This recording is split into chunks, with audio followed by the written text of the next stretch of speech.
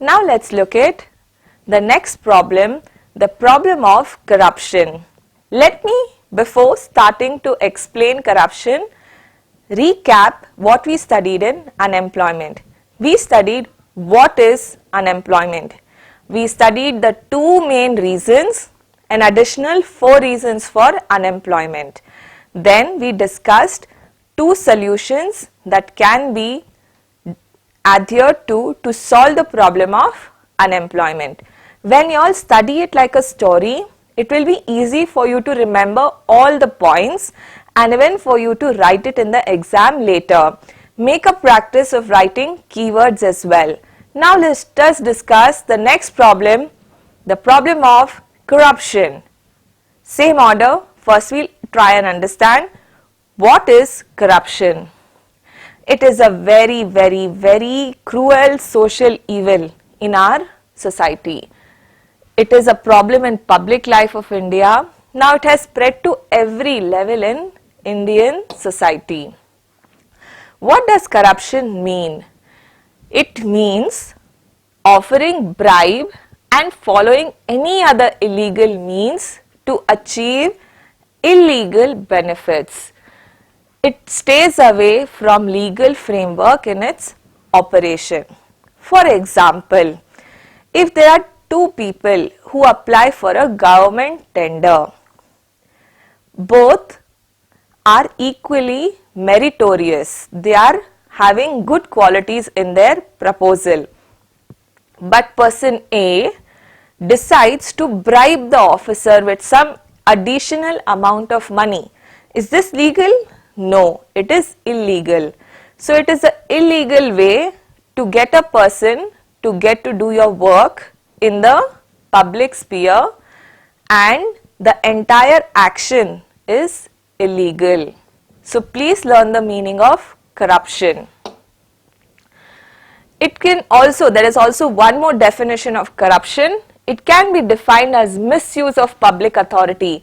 Now if that public officer takes the money to give the tender, that officer has misused their public authority for personal gains.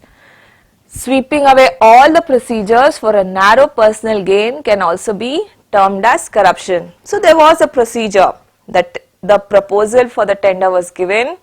They had to evaluate it on a criteria, whether it is good, whether it is matches the quality standards and so on. But what did the public officer do? He or she took the money and gave away the project. So all the procedures were swept away for a narrow personal gain, that is for some amount of money. This is called as corruption. Do you have to learn both the definitions? Yes, you have to learn both the definitions. How much is corruption spread in India? It is very contagious, like it has spread everywhere. It has become a contagious disease in personal life. It influences negatively both on personal life as well and public sphere of life as well. It also influences economic, social and political life of a country very negatively. So it is a very immoral thing to do from the political angle. Actually, it's immoral from every angle. Corruption of personal ethics and moralities Corruption of personal ethics and morality happens in the personal sphere. What do we mean by in the personal sphere? For example, if you decide as a student to cheat in the exam, it is being unethical. That is also corruption in your personal level. What about in the public level? Bribery. I just gave you an example how they are giving money to get their proposal accepted. That is a form of bribery. Or for example, you are underage but you are riding the two-wheeler and the traffic police catches you. And instead of paying the fine, you bribe the traffic police. That is also a form of corruption. Nepotism. What is the meaning of nepotism? Having one's own family selected to do business or to do the work. For example, it happens a lot in the film industry as well. Like They give preference to the film stars' children to grow as future stars, and people from outside, like in the case of Sushant Singh Rajput, this was raised in the public forum that there was a practice of nepotism. But does it happen in the government? Okay, but does it happen in the administration as well? Yes, it does. One may want to give a contract to someone within the family. Now let's say there are two people who have come with their proposal. One may be my daughter-in-law, one may be a general citizen of the country. I may want to favor my daughter-in-law's proposal. This is called nepotism. Caste favoritism, meaning making decisions in favor of caste. Again, the same example of two people. One person will be from my same caste and one will be from another caste. I may have a favoritism towards supporting someone on the basis of caste.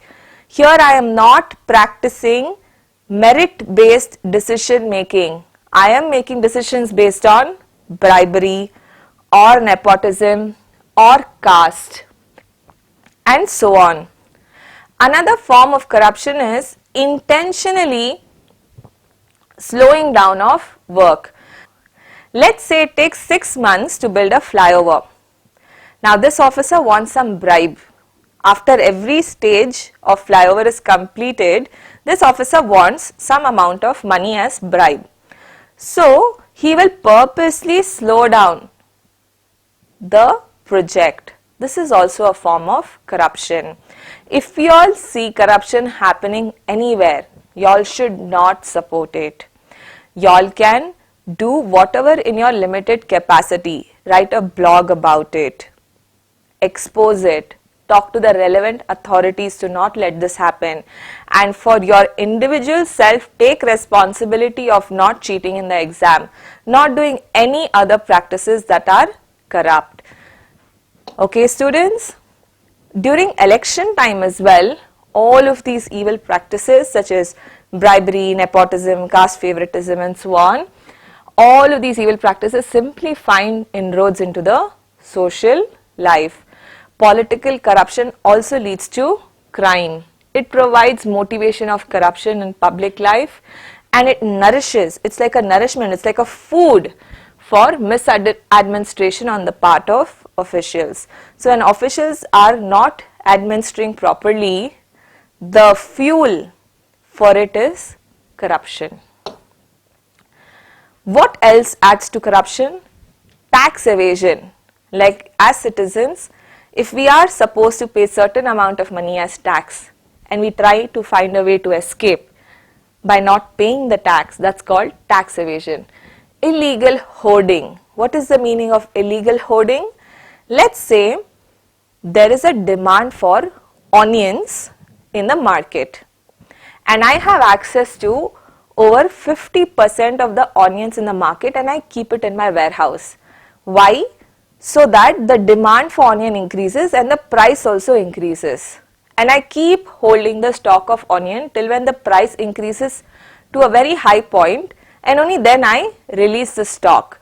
So this is called illegal hoarding. Smuggling. I'm sure you all know what is smuggling. Economic offences. Economic offences are again related to non-payment of taxes, or it could even be manipulating in stocks and trades, cheating, violation of international exchange and employment cheating. All of these find space in corruption. Students, I'm sure there must be a way to solve the problem of corruption. But as an individual, as a single alone individual, if I say, okay, I'm not going to cheat in the exam, I'm never going to bribe, I'm not going to do any of these corrupt practices. As a single individual, can I succeed? No. As a single individual, I cannot succeed. None of the single individuals can. But if we as a strong society, if we unitedly fight against corruption, we can succeed. It can be rooted out only through strong public ethics and morality and personal commitment.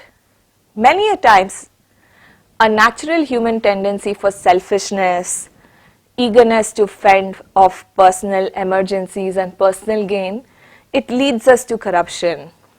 So there needs to be a very strict supervision. When there is lack of strict supervision and very weak legal enforcement, it leads to corruption. If we have a strong law and it is very strict and justice is served fast, then we can check corruption.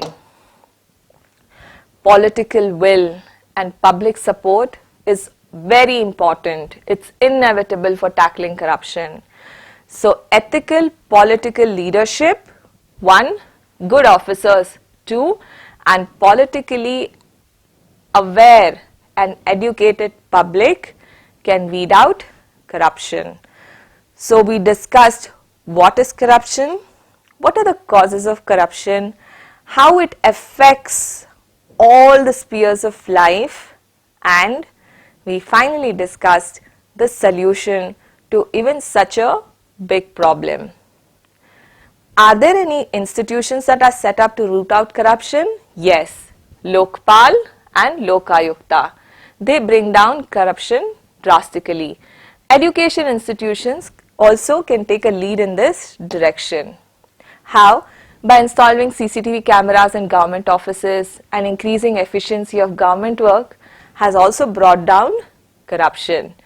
There are also measures taken like they award harsh punishment for corrupt officials. This also can bring about some change. Increasing the number of courts and judges so that there is speedy delivery of justice. All of this can lead to reduction in corruption. So in a nutshell, there needs to be coordinated efforts between the justice, between the citizens, between the government and public officers to solve the problem of corruption. So this brings us to the end of the second problem, the problem of corruption. Now let's discuss the third problem, discrimination.